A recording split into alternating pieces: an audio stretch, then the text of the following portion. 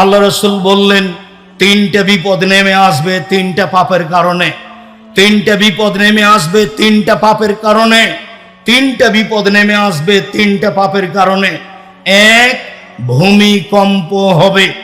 দুই, আকার আকৃতি পরিবর্তন হবে। সন্ধ্যায় ছিল মানুষ, সকালে হবে সৌর শুকুর।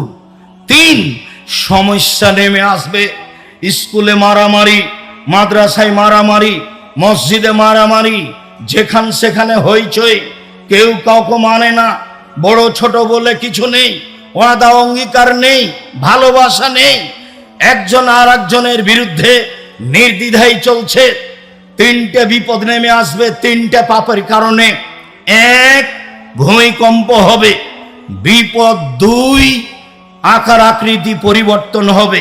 সন্ধ্যায় থাকবে মানুষ, সকালে হবে সৌর বা বানর, শুকুর কা বানর। তিন, সমস্যা নেমে আসবে। পাপ তিনটা।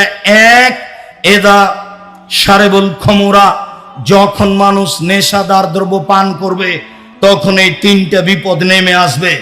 দুই, জাহারাতিল কায়নাত, মেয়েরা যখন নাচবে তখন এই তিনটা বিপদ নেমে আসবে।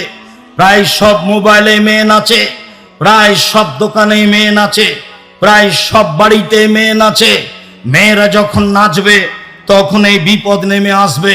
তিন, অদারাববিল মাজেব, যখন বাদ্যযন্ত্র প্রকাশ পাবে, সব মোবাইলে বাজনা বাজে, প্রায় সব দোকানেই বাজনা বাজে, প্রায় সব বাড়িতেই বাজনা বাজে।